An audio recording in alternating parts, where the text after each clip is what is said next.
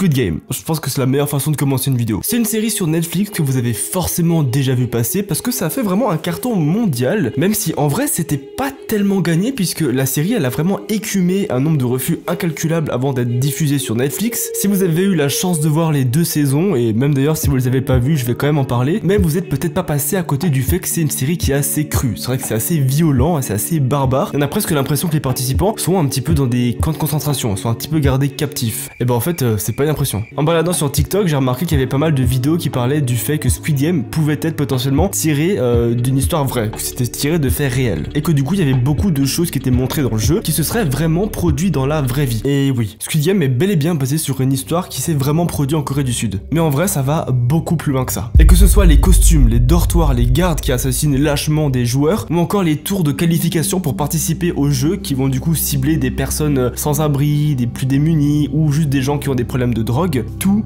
est vrai. Et ça va encore plus loin parce que vous allez voir qu'une grande partie de l'histoire est effectivement tirée de ce qu'on appelait le Welfare Brothers Center.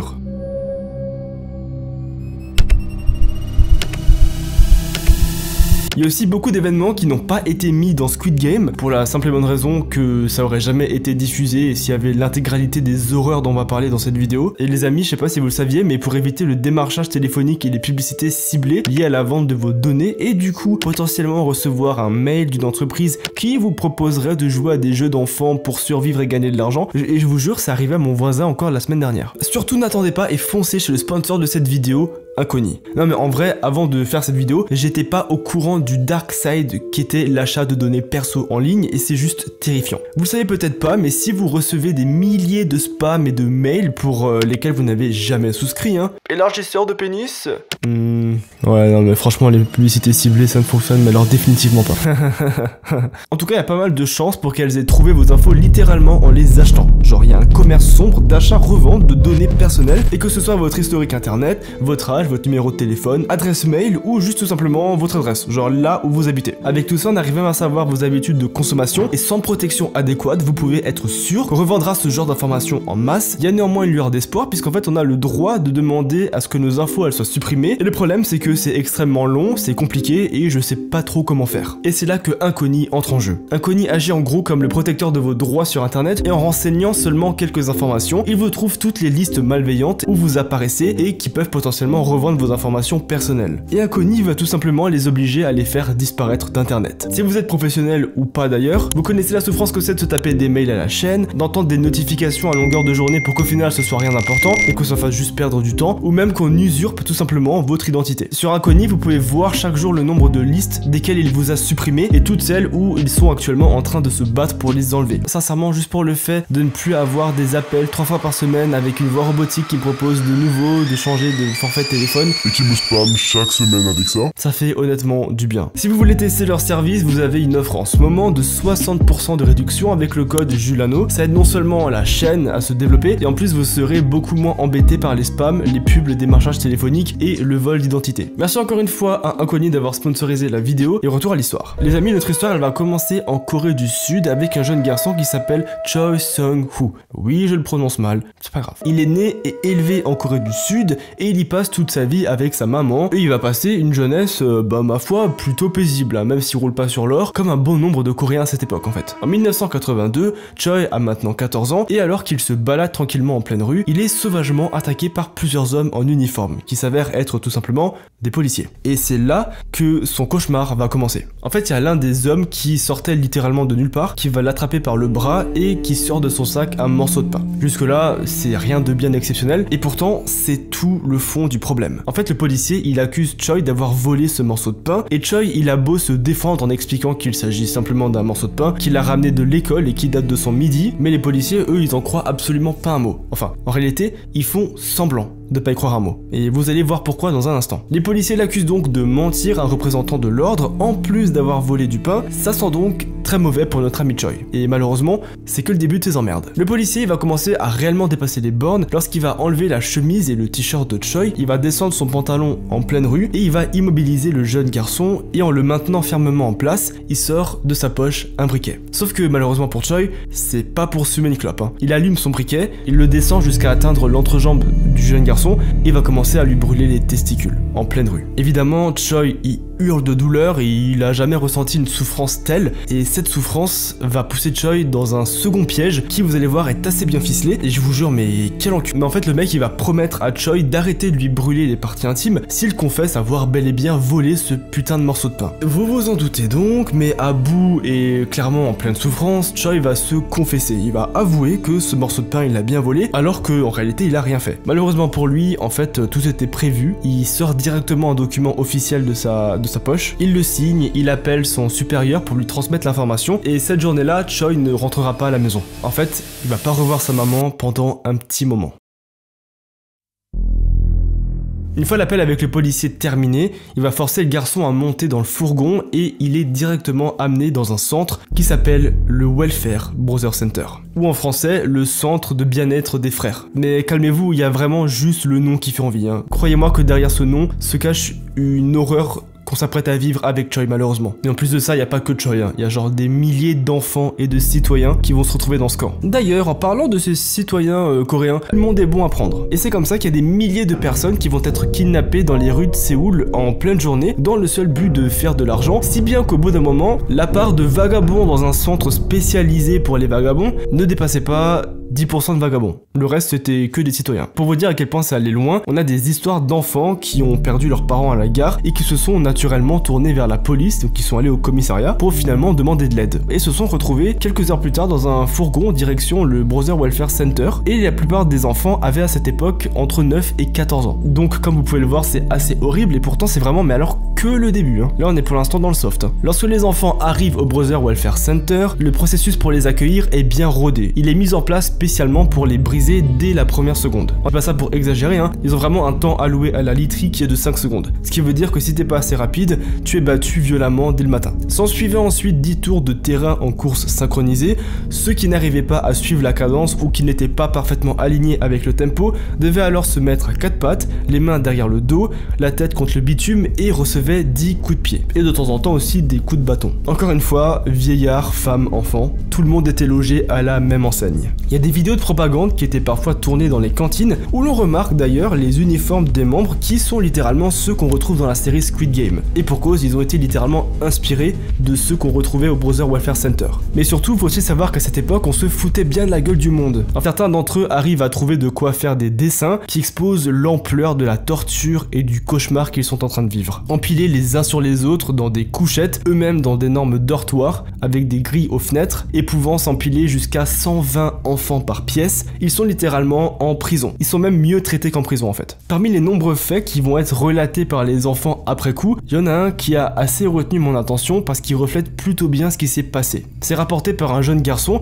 qui avait été emmené au camp avec sa grande sœur. Évidemment, ils étaient tous les deux complètement tétanisés, tu m'étonnes. Pour eux, l'expérience elle est quasiment surréaliste, mais du coup sa grande sœur venait le voir tous les jours dans son dortoir, histoire de se retrouver et de savoir si tout allait bien pour les deux frères et sœurs. Le problème, c'est que sortir de son dortoir, c'est totalement prohibé par les règles du camp. Et c'est là qu'on va arriver à la punition de cette jeune fille. Lorsqu'elle est prise sur le fait, elle est littéralement traînée par les cheveux en dehors du dortoir, en criant à son frère et en l'implorant de la ramener à la maison. Elle est ensuite rouée de coups et amenée dans une pièce à l'extrémité du centre. Il s'agit en fait d'une salle de confinement, mais aussi d'une espèce d'asile psychiatrique de fortune, où elle va être enfermée 24 heures sur 24. Sauf que la gamine elle est tenace, et lorsqu'elle le peut, elle se barre de cette annexe et elle va retrouver son petit frère pour prendre de ses nouvelles. On décide alors d'employer les grands moyens et on va la torturer, avant de l'obliger à prendre ce qu'on va appeler du CPZ. Mais Juliano, dis-nous donc, qu'est-ce que c'est du CPZ? Je vais vous le dire. Le CPZ, aussi connu sous le nom de chlorpromazine, en fait c'est un médicament antipsychotique qui appartient à la classe des neuroleptiques. Il est utilisé principalement pour traiter les troubles psychiatriques, comme par exemple la schizophrénie, mais aussi les troubles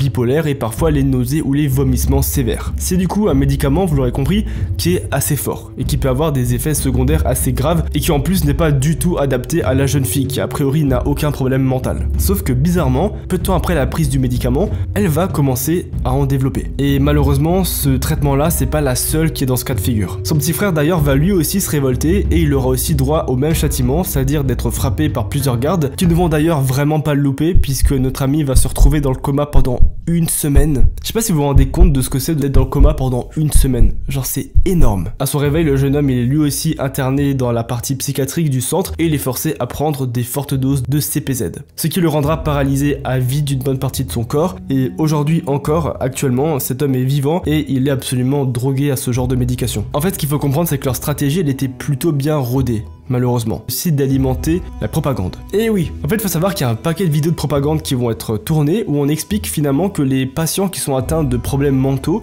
sont littéralement soignés et gardés dans un asile au Brother Welfare Center afin de garantir leur bien-être. Sauf qu'une bonne partie des patients qu'on voit sur les images sont en fait des gens qui allaient très bien avant et qui ont simplement été drogués et frappés si violemment qu'ils sont devenus artificiellement handicapés, que ce soit physique ou mental. Mais je vous rassure, de l'autre côté du Brother Welfare Center, c'est pas beaucoup mieux. En fait, c'est même bien pire. Les conditions de vie, elles sont abjectes. Les prisonniers, ils sont frappés à tout bout de champ et les gardes vont même inventer de nouvelles techniques de torture qui visent à les divertir. Et ces techniques de torture, ils les appellent les jeux. Et c'est probablement l'une des plus grosses inspirations de la part de Squid Game, qui est littéralement basée sur des jeux auxquels on joue pour divertir des gens. Et ils ont notamment inventé le jeu de la voiture qui consistait à crier clignotant gauche et le plus rapidement possible, il fallait frapper l'œil gauche du prisonnier jusqu'à ce qu'il devienne rouge et qu'on y voit un hématome se former. Lors de l'un de ces jeux, l'un des membres du Brother Welfare Center se fait si violemment frapper qu'une de ses dents tombe. On crée alors un nouveau jeu alternatif, c'est genre une side quest, qui s'appelle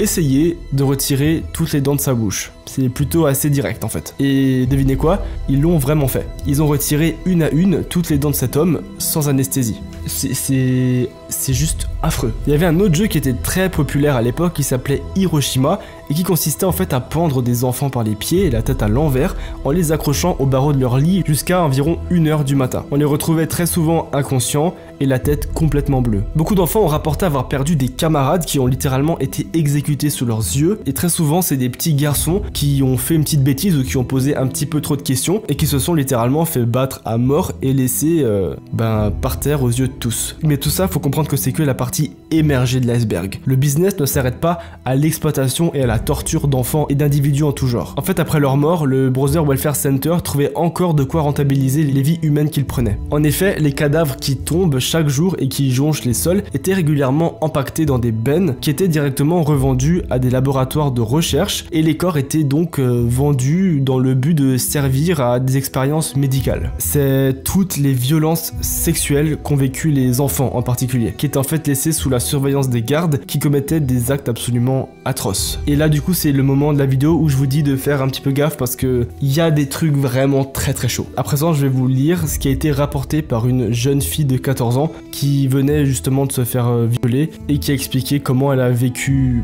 son truc. Je sais pas comment dire autrement. J'avais mal, j'ai dû ramper pour retourner à mon dortoir. Environ 2 mois et une dizaine de jours plus tard, ça a recommencé. Ils ont déchiré mes habits, ils m'ont attaché les jambes à mon lit. J'étais trop jeune pour savoir ce que le sexe était, et pour savoir qu'il s'agissait d'un viol. J'ai simplement ressenti de la douleur. Le témoignage de cette jeune fille qui était du coup enfermée au camp est absolument horrible. Elle a vécu un véritable enfer sur terre et ce qui est fou c'est qu'en fait elle avait absolument aucune justice et aucun échappatoire. Elle n'avait absolument pas le choix de vivre ça en fait. Il y a aussi un petit garçon qui va témoigner cette fois-ci qu'après seulement 2 nuits à être arrivé au Welfare Center, il a lui aussi été violé avec brutalité dans son lit en plein dortoir. J'étais terrorisé. Le garde m'a violé si fortement que je sentais mon derrière saigner. C'était atroce. Faut savoir que durant les 5 années suivant son arrivée au camp, ce petit garçon se fera violer par un garde quasiment tous les nuits. Donc toutes les nuits pendant 5 ans. Et malheureusement c'est vraiment pas un cas isolé. On doit garder en tête qu'il n'existait absolument aucune structure pour en parler, personne à qui rapporter ces faits immondes, et il n'y avait en fait absolument qu'à subir, à survivre et à espérer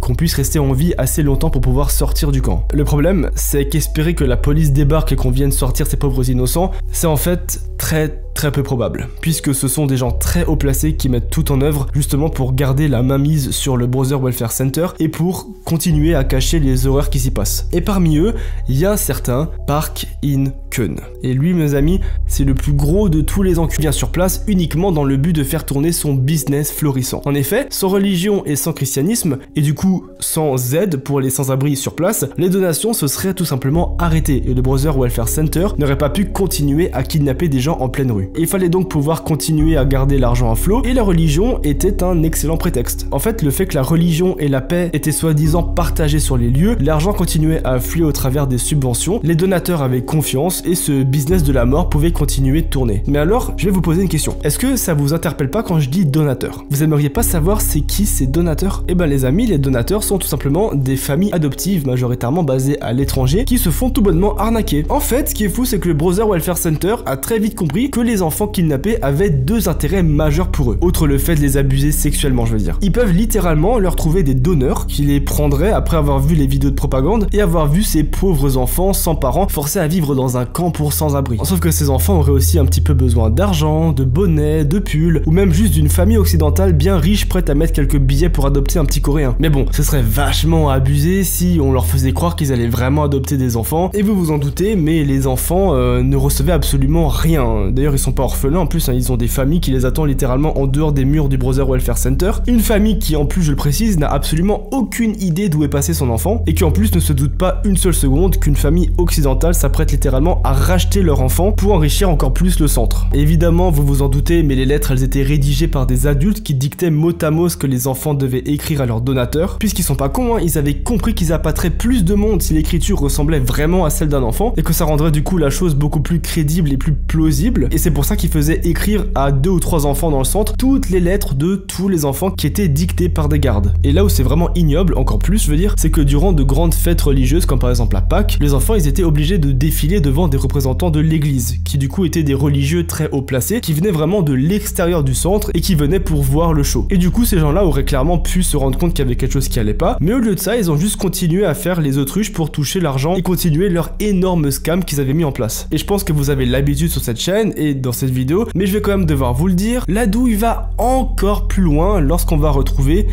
ceci. Il s'agit tout simplement des bonnets et des vêtements envoyés par les donateurs américains et européens qui sont stockés sous la cantine du centre au lieu d'être donnés aux enfants pour affronter l'hiver. En fait, les mêmes personnes qui gèrent le Brother Welfare Center avaient déjà éprouvé cette technique auparavant et étaient arrêtées justement pour avoir récupéré des tonnes de vêtements issus de dons et les avaient revendus à des grossistes. Et bah là, c'est exactement ce qu'ils faisaient. Genre, c'est exactement la même douille. Ils demandaient en fait aux enfants d'écrire dans leurs lettres qu'il faisait froid et qu'ils avaient besoin de pulls pour affronter l'hiver. Et une fois qu'on recevait les vêtements des occidentaux, ils étaient simplement stockés puis revendus pour faire du profit. D'ailleurs, regardez ceci. C'est comme tout sauf une victime, hein. C'est même plutôt l'inverse. Encore une fois, on va retomber dans des sujets assez sombre, mais elle veut utiliser la religion comme moyen de faire régner l'ordre en utilisant des techniques plutôt douteuses. Et malheureusement toujours sur des enfants. Notamment cette fois-ci sur de jeunes garçons qui parfois mouillaient leur lit, hein. En même temps tu m'étonnes, il y avait de quoi, hein. Et si elle la prenait, elle leur baissait le pantalon devant tout le monde, elle mettait sa main sur leur partie génitale et demandait à ce que le diable sorte de leur corps. Elle pressait ensuite fermement leurs parties intimes qui leur faisaient incroyablement mal et elle le faisait en fait si fort que les jeunes étaient obligés de hurler de douleur, ce qui leur valait en plus ensuite d'être frappés par les gardes parce qu'ils faisaient du bruit. Donc voici à peu près l'ambiance quotidienne. En fait, elle s'est jamais vraiment terminée. Et accrochez-vous parce que Parker, il va malheureusement nous faire le coup de la fuite et il va 360 noscope à peu près tout le monde. En réalité, les actes qui se déroulent dans ce centre vont quand même commencer à faire du bruit, si bien que des reporters et des enquêteurs vont réussir à photographier assez de preuves pour demander un mandat de perquisition